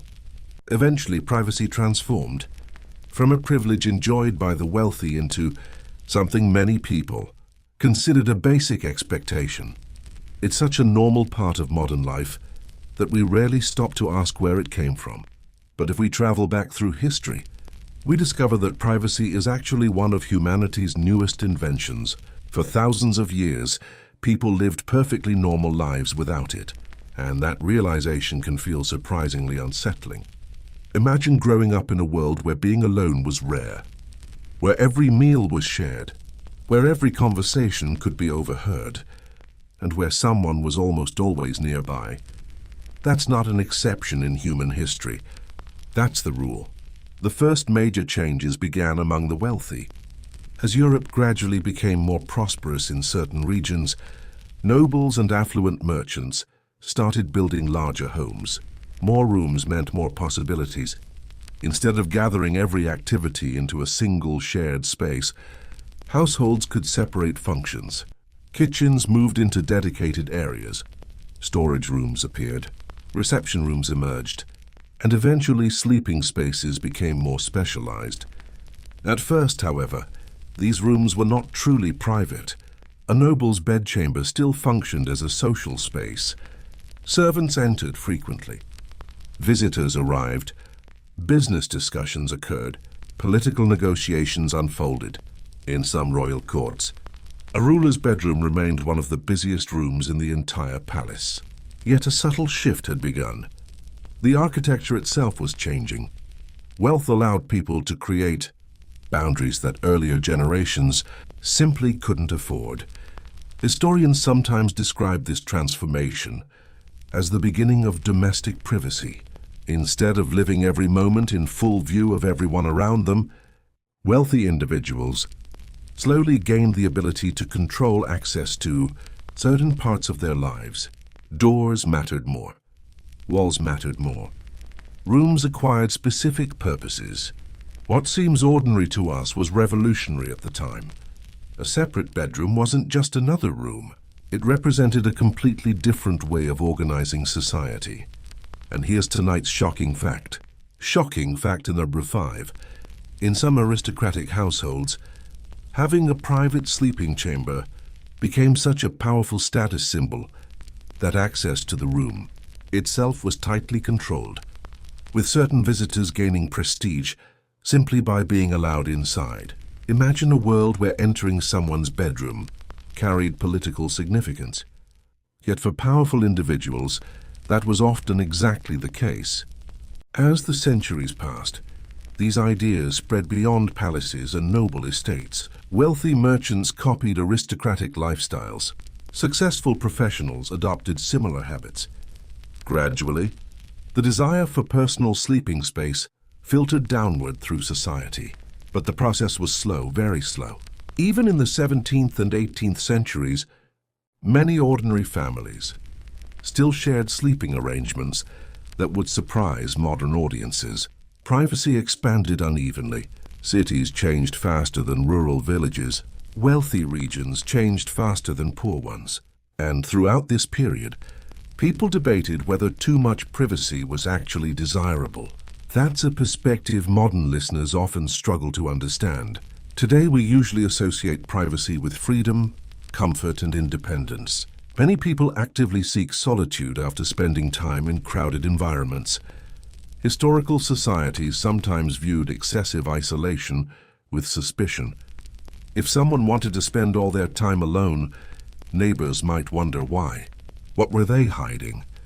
Were they plotting something? Were they withdrawing from community responsibilities? Human beings had lived collectively for so long that separation could seem unnatural. The modern celebration of individual privacy wasn't inevitable. It had to be learned. It had to become culturally acceptable. And that transformation required generations of social change.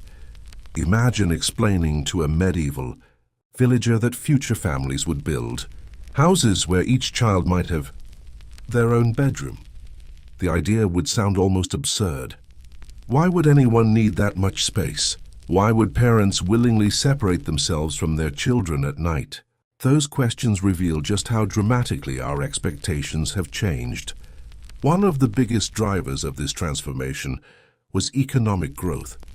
As societies became wealthier, more people could afford larger homes. More space created more opportunities for separation. Industrialization accelerated the process even further. Urban housing developments introduced new architectural designs. Middle-class families embraced concepts of domestic comfort that would have been impossible in earlier centuries. Bedrooms increasingly became places of retreat rather than public spaces.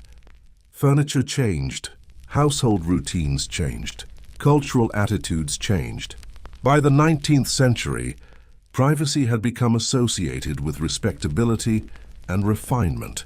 Families began valuing quiet personal spaces. Parents encouraged children to develop independence. The home itself became divided into zones, each with specific functions and expectations. Looking back, it's astonishing how quickly this transformation occurred compared to the thousands of years that preceded it. For most of human history, sleeping together was normal. Within a relatively short historical period, sleeping apart became the new norm. And once that transition happened, people quickly forgot how recent it actually was. We tend to assume that our way of living is the natural way. History repeatedly reminds us otherwise. Many of the behaviors we consider obvious are actually cultural inventions shaped by specific economic and social conditions. Perhaps the strangest consequence of all this is that modern people often experience a form of loneliness that would have been difficult for many medieval individuals to understand. Throughout most of history, people rarely spent nights alone. They slept surrounded by family, friends, servants, guests, or fellow travelers. Human presence was constant. Privacy was limited, but companionship was abundant. As personal bedrooms became common, people gained independence, but lost some of that continuous connection. This isn't necessarily a good thing or a bad thing. It's simply a trade-off. Every society chooses different balances between community and individuality. Yet it's fascinating to realize that the sleeping habits we consider normal today would have appeared deeply unusual to our ancestors. A medieval traveler transported into the modern world might be amazed by our comfortable mattresses, climate-controlled rooms, and secure locks. But they might also find our nightly isolation surprisingly sad. As we move forward, we're about to encounter one of the greatest ironies in the history of sleep. Just as privacy became fashionable, some experts began arguing that sharing beds might actually be unhealthy. Doctors, moral reformers, and social commentators started promoting new theories about how people should sleep. And some of those theories would completely transform the relationship between husbands, wives, and families for generations to come. As strange as it sounds, the movement toward private bedrooms didn't stop with giving people their own sleeping spaces. Eventually, some experts began questioning whether even married couples should share a bed. Now, if you're listening to this while lying next to your spouse, that idea probably sounds ridiculous. For thousands of years, husbands and wives had slept together not only because they wanted to, but because it was practical. Shared warmth reduced heating costs. Shared beds saved space. Shared sleeping reinforced family bonds. In many households, the idea of separate bedrooms would have seemed extravagant, wasteful, or even emotionally distant. Yet during the 18th and 19th centuries, a growing number of doctors, social reformers, and health enthusiasts began promoting a surprising argument. They claimed that separate sleeping arrangements could improve health, increase rest, and reduce the spread of illness. Suddenly, the very behavior that had been considered normal throughout most of human history was being questioned. Wealthy families were often the first to embrace these ideas because they could actually afford extra rooms. If you owned a large house with multiple chambers, sleeping separately became an option. Before long, private bedrooms and separate sleeping arrangements began carrying an air of sophistication. What had once been impossible became fashionable. What had once been ordinary began to look old-fashioned. It's one of history's favorite tricks. Society changes the rules, then forgets it ever played by different ones. One of the biggest influences behind this shift was the growing obsession with science and medicine. Now, to be fair, many 19th century medical theories were wildly inaccurate. Doctors understood more than medieval physicians, but they still believed many things we now know are incorrect. Some experts argued that sharing a bed exposed people to unhealthy air. Others worried about contagious diseases. A few even suggested that sleeping beside another person disrupted proper rest because movements, snoring, and body heat interfered with sleep quality. These concerns weren't entirely unreasonable. Anyone who has shared a bed with a restless sleeper knows there is some truth to them. But what makes the period fascinating is how quickly these ideas became connected to morality and social status. Health advice often evolved into lifestyle advice. Wealthy households proudly adopted separate sleeping quarters as evidence of refinement and modern thinking. Suddenly, sleeping alone wasn't merely practical. It became a symbol of progress. And here's tonight's shocking fact. Shocking fact number 5B. Some Victorian-era physicians openly recommended that married couples sleep in separate rooms whenever possible, arguing that it would improve both physical health and emotional stability. Imagine telling a medieval couple that future doctors would advise husbands and wives not to share a bed. They probably would have laughed themselves to sleep. Yet for a period of history, this recommendation was taken very seriously by certain social classes. What's particularly interesting is how these changes reflected broader cultural shifts. The Industrial Revolution transformed daily life in ways previous generations could barely imagine. Cities expanded. Factories operated on strict schedules. Work became increasingly separated from home life. Individual productivity gained importance. People began organizing their days around efficiency and routine. In that environment, uninterrupted sleep acquired new value. If a factory worker needed to wake before sunrise, anything that interfered with rest became a problem. Snoring spouses, restless children, and crowded sleeping arrangements suddenly looked less appealing. At the same time, architects designed homes with more specialized rooms. The physical structure of houses encouraged new behaviors. Instead of one shared sleeping area, families increasingly occupied separate spaces. Children received their own rooms. Parents enjoyed greater privacy. Guests stayed in dedicated guest chambers. The home itself started teaching people how to think differently about sleep. And perhaps that's the most important lesson here. Architecture doesn't just reflect culture, it shapes culture. Once separate bedrooms became common, people gradually began viewing them as normal. Future generations grew up assuming that privacy was natural. They rarely stopped to ask where the idea came from. Within a few centuries, radical innovation transformed into an unquestioned expectation. Yet despite all these changes, many people resisted the trend. Working-class families often continued sharing rooms because they had little choice. Rural communities maintained older habits. Multi-generational households remained common in many regions. Even among the wealthy, separate bedrooms did not automatically mean emotional distance. Some couples preferred sleeping together, despite changing fashions. Others used separate rooms for practical reasons while maintaining close relationships. History rarely moves in a straight line. Different customs coexist, different generations argue, different communities adopt new ideas at different speeds. That's why it's dangerous to imagine a single moment when privacy suddenly appeared. The transformation unfolded gradually over centuries. Some people embraced it enthusiastically, others ignored it completely. And even today, those debates continue. Some couples sleep separately because they rest better. Others prefer sharing a bed. Some families practice co-sleeping with children. Others value independence from an early age. In many ways, we're still negotiating questions that humans have been asking for hundreds of years. How much privacy do we need? How much togetherness do we want? There is no universal answer. Every culture draws those boundaries differently. And that brings us to perhaps the greatest irony in this entire story. For most of human history, sleeping alone was unusual. Let that sink in for a moment.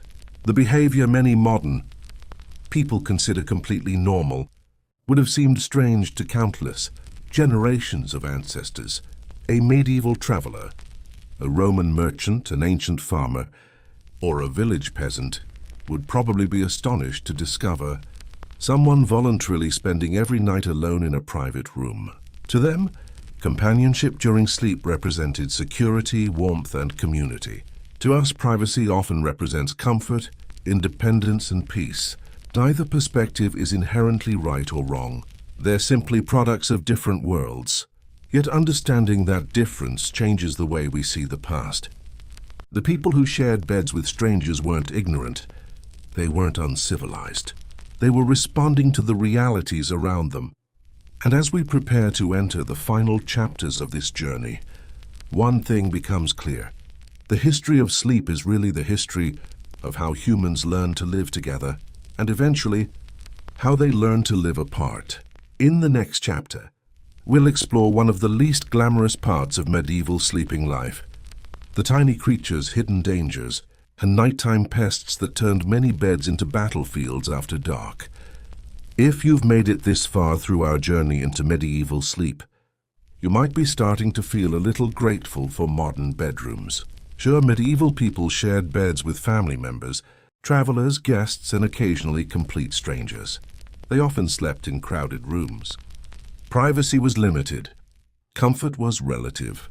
But tonight we're about to discover a problem that united rich and poor alike. A problem that crawled, bit, jumped, and multiplied in the darkness while people slept. Because no matter how magnificent your bed was, no matter how wealthy your family might be, there was a very good chance you weren't sleeping alone. And I'm not talking about other people. I'm talking about insects. Tiny, persistent creatures that transformed medieval beds into miniature ecosystems. Modern audiences sometimes imagine pests as a problem, mainly for poor households. But that's not how things worked in the medieval world. Noblemen had fleas. Merchants had fleas. Monks had fleas. Kings had fleas. Bedbugs did not care about social status. In fact, some of the most luxurious beds in Europe may have provided ideal hiding places. Heavy curtains, feather mattresses, thick blankets. Wooden bed frames filled with cracks and crevices. These were paradise for insects. Every night, while people drifted off to sleep, countless tiny creatures emerged from hiding places to begin their search for blood. It's an unpleasant thought.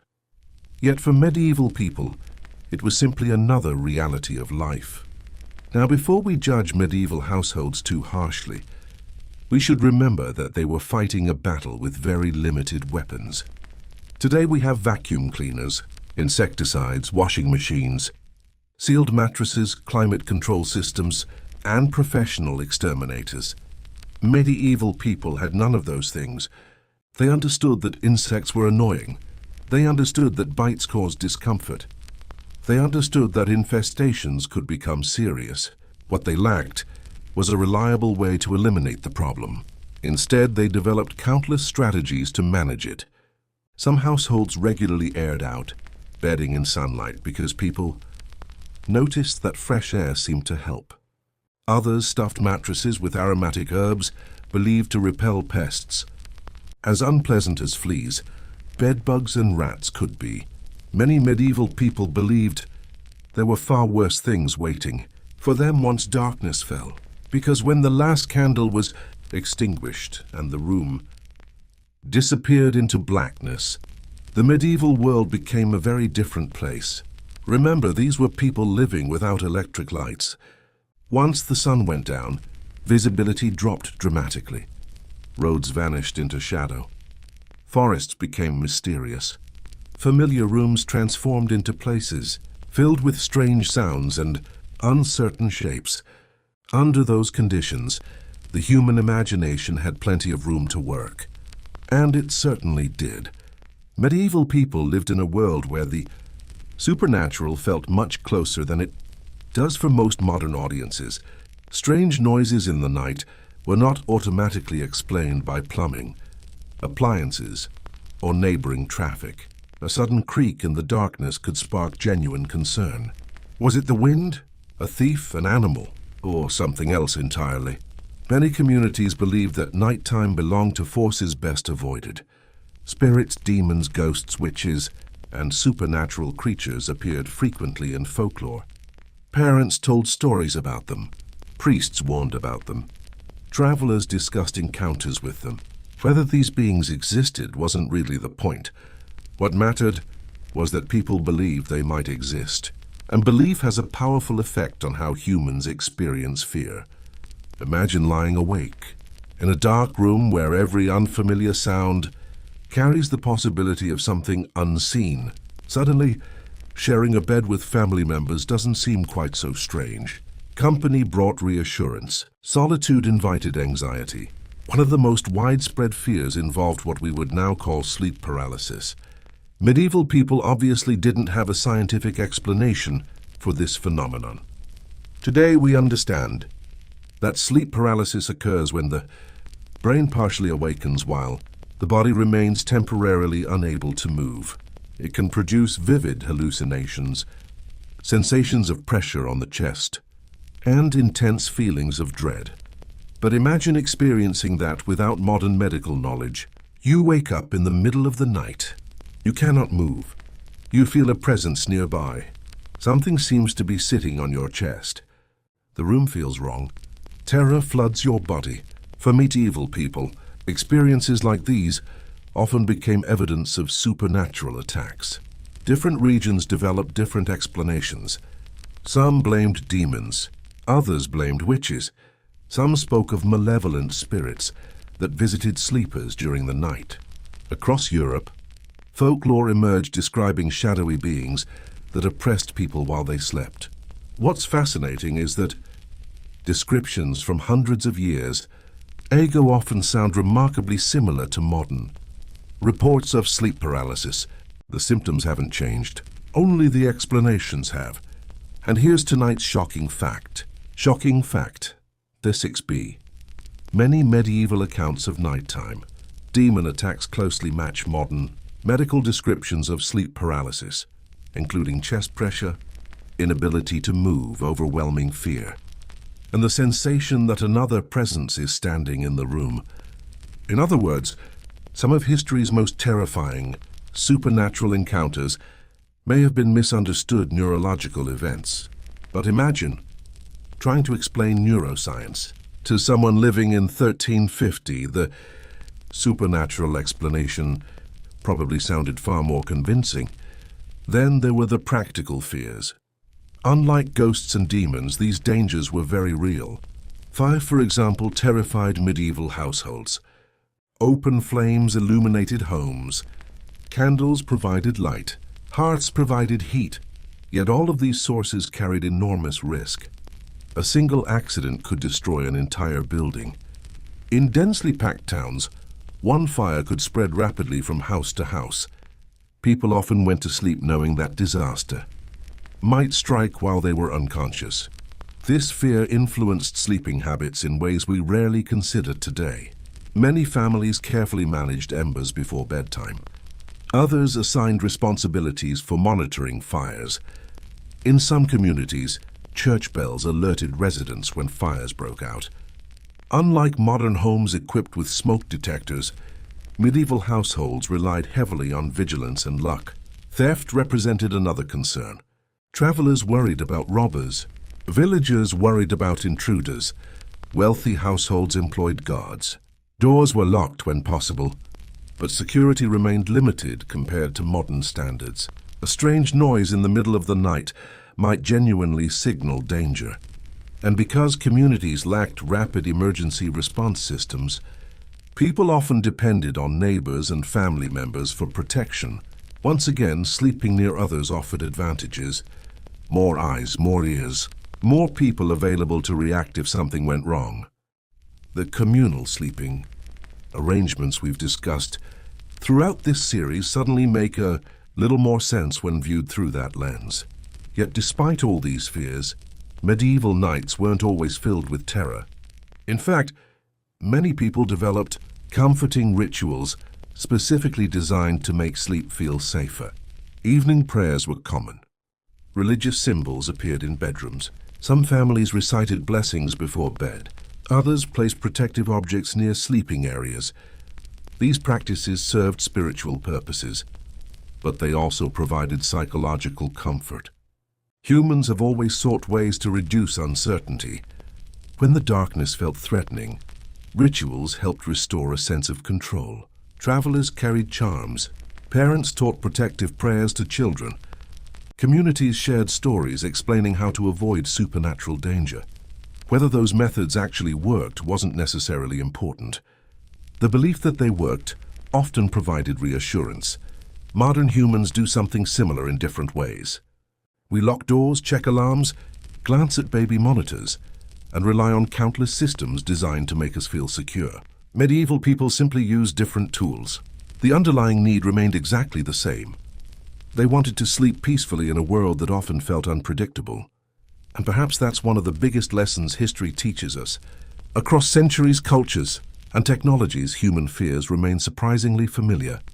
The details change, but the emotions do not. As dawn approached each morning, many of those fears faded with the darkness. The sun returned, roads became visible, daily work resumed. Yet nighttime remained a unique psychological landscape where imagination, superstition, and genuine danger mixed together in fascinating ways. The medieval bedroom wasn't just a place of rest. It was a place where people confronted uncertainty every single night. Sometimes that uncertainty came in the form of fleas.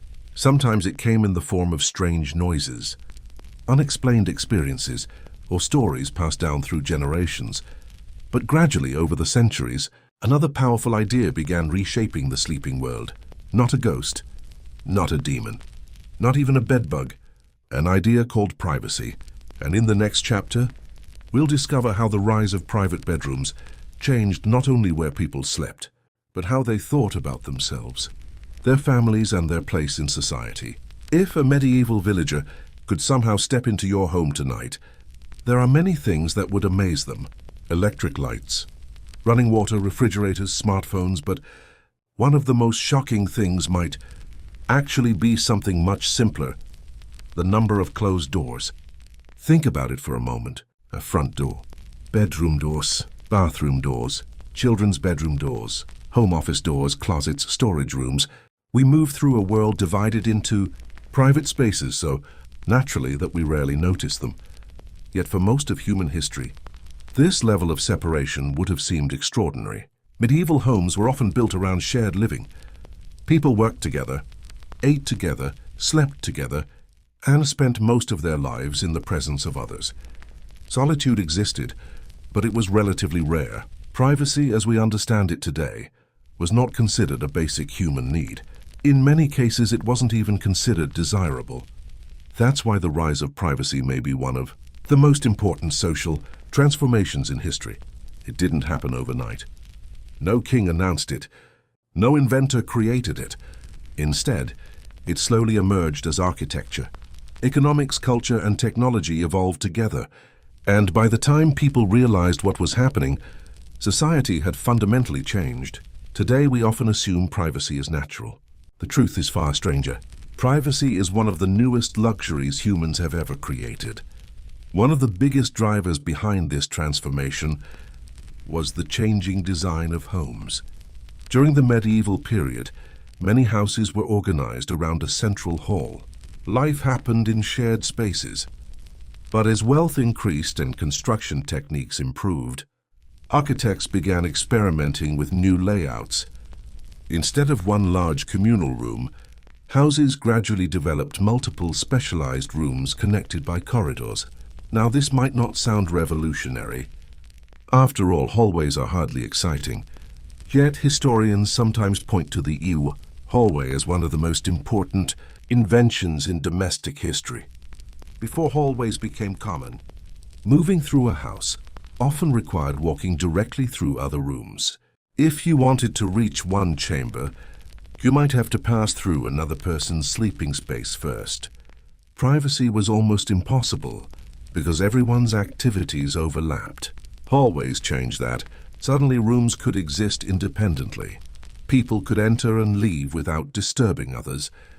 Doors became meaningful barriers instead of decorative features. Entire sections of a home could be reserved for specific individuals. This may seem like a small architectural adjustment, but its social consequences were enormous. For the first time, people gained regular opportunities to be alone. Not accidentally, intentionally. Imagine experiencing that for the first time in human history. A room where nobody enters unless invited. A space where conversations remain private. A place where you can simply exist without being observed. That concept slowly transformed how people thought about themselves. As privacy increased, people's understanding of identity began changing too. When humans spend most of their lives surrounded by others, personal identity tends to be closely tied to family, community, and social roles. But when individuals gain private spaces, something interesting happens. They begin developing more private thoughts, more personal habits, more opportunities for self-reflection. Historians have noticed that the rise of privacy often coincided with changes in writing, reading, and personal expression. Diaries became more common. Private letters became more personal. Individual opinions gained greater importance. This doesn't mean medieval people lacked inner lives. Of course they didn't. But modern concepts of individuality flourished within environments that allowed people time and space away from constant observation. Imagine spending your entire life in rooms filled with family members, servants, neighbors, and guests, then suddenly having access to your own private chamber. The psychological impact must have been extraordinary. Some scholars even argue that privacy helped shape modern ideas about freedom itself. Once people experienced control over their personal space, they began expecting greater control over other aspects of life as well. And here's tonight's shocking fact. Shocking fact number 7. Historians, studying early private bedrooms, discovered that some people initially found complete solitude uncomfortable and even frightening because they had spent their entire lives surrounded by others. In other words, privacy wasn't instantly welcomed by everyone. For some individuals, sleeping alone felt lonely rather than luxurious. The spread of literacy accelerated these changes even further. Reading had traditionally been a social activity. Books were expensive. Manuscripts were rare. Many texts were read aloud in groups. But as printing became more widespread and books became more accessible, reading gradually became a private experience. A person could sit alone in a room and engage directly with ideas, stories, and information. This seems completely ordinary today, yet it represented a dramatic shift in how people interacted with knowledge. The bedroom evolved into more than just a place for sleeping. It became a place for thinking, a place for writing, a place for reflection. Wealthy individuals increasingly filled their private chambers with books, desks, personal belongings, and objects that reflected their identities. The room itself became an extension of the self. Over time, children also gained greater access to personal space. Educational philosophies encouraged independence. Families began viewing childhood differently. Separate bedrooms became associated with development, discipline, and individuality. The modern household slowly emerged from these changes, not because people suddenly stopped loving community, but because they began valuing privacy alongside it. The balance shifted. What had once been rare became normal. Yet as privacy expanded, something else quietly disappeared. The constant presence of other people. Throughout most of human history, loneliness existed, but sustained isolation was uncommon. There was almost always someone nearby. Someone to talk to, someone to help, someone to hear a strange noise in the middle of the night. Modern life offers extraordinary comfort and independence, but it can also create separation. Many people now spend hours alone each day. Some sleep alone for years. Others live far from extended family. A medieval villager might envy our privacy, but they might also pity our isolation. And that's the paradox at the heart of this story. Every gain brings a loss. We gained personal space but lost some communal closeness. We gained independence but sometimes sacrificed connection. Neither system was perfect. Both solved certain problems while creating others. As we move into the final part of our journey, we'll discover just how recent these changes really are. Because the sleeping habits we consider completely normal today are younger than most people realize. And once you understand how recently privacy emerged, you may never look at your own bedroom quite the same way again. And so, as our journey comes to an end, let's imagine one final night in the medieval world. The sun has disappeared below the horizon. The fields are quiet. Smoke drifts lazily from chimneys. Somewhere in the distance, a church bell marks the passing hour. Inside a modest home, a family prepares for sleep. There are no glowing screens, no alarm clocks, no electric lights. The day ends because darkness has arrived. Children settle beneath blankets. Parents finish their evening prayers. A dog curls up near the hearth. The room grows quieter with every passing minute. Eventually, the only sounds are the crackling of embers and the soft breathing of sleeping people. Nobody thinks this arrangement is unusual. Nobody questions why everyone sleeps together. Nobody wonders whether privacy might one day become a basic expectation. They simply live within the world they know, a world where sleep is communal, where company provides comfort, and where being surrounded by others feels as natural as breathing. For them, the greatest luxury isn't solitude, it's security, warmth, knowing that if danger comes in the night, someone else will hear it too. Now compare that scene to your own life. Tonight you may sleep behind a locked door, perhaps in a room built entirely for one person. You might adjust the temperature with a button, turn off a lamp, set an alarm, plug in a phone, slide beneath blankets, manufactured using technologies medieval people could never imagine. In terms of comfort, there is no comparison. We have won battles against cold, darkness, disease, and discomfort that challenged countless generations before us. Yet despite all those victories, one thing remains unchanged. Every night, just like our ancestors, we surrender control. We close our eyes. We become vulnerable. we trust that morning will come. Sleep remains one of the few experiences connecting every human being across time. Kings and peasants slept. Merchants and monks slept. Travelers and farmers slept. Children and grandparents slept. Across centuries, languages, religions, and cultures, humanity has always ended the day in exactly the same way. That's what makes the history of sleep so strangely moving. Beneath all the differences, we discover something profoundly familiar. And perhaps that's the biggest surprise hidden inside this story. We started with a seemingly bizarre question. Why did medieval people sleep naked together? Along the way, we uncovered shared beds, crowded inns, strange courtship customs, religious beliefs, medical theories, insects, fears, and the invention of privacy itself. But the deeper answer was never really about nudity. It wasn't even about beds.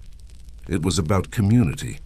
Medieval people lived in a world where survival often depended on cooperation. Heat was shared. Space was shared. Work was shared. Sleep was shared. The bed became a reflection of the society around it. When society changed, sleeping habits changed too. Privacy emerged. Individualism grew stronger. Houses became larger. Bedrooms became personal. The sleeping arrangements transformed because the culture transformed. That's why historians love studying ordinary things. A bed isn't just a bed. It's a clue. A window into how people understood family, trust, safety, status, and belonging.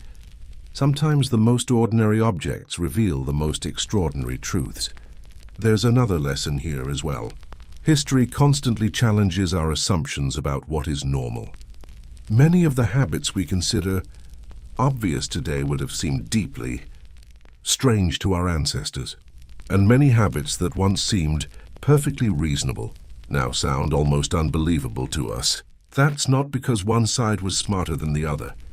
It's because human beings adapt to their circumstances. Medieval people built customs suited to their world. We build customs suited to ours. Someday, future generations may look back at us with the same mixture of curiosity and disbelief. They may wonder why people slept alone so often, why we spent evenings staring at screens, why so many people felt lonely despite having unprecedented privacy. They may find our routines just as peculiar as we find medieval bed sharing. History has a wonderful way of reminding us that today's normal is often tomorrow's curiosity. So now, as the candlelight fades and the medieval world slowly slips into darkness, it's time for us to leave it behind. The travelers have settled into their crowded inn beds. The families have gathered beneath shared blankets. The castle servants have finished preparing their master's chamber. The village has gone quiet. Somewhere a dog barks in the distance. Somewhere else a tired merchant drifts off to sleep beside a complete stranger and thinks absolutely nothing of it. The night stretches peacefully across fields, forests, towns, and roads. And for a few hours before the arrival of dawn, millions of people rest together in a way that would seem almost unimaginable today. Thank you for joining me on this journey through one of history's strangest and most misunderstood traditions. Good night.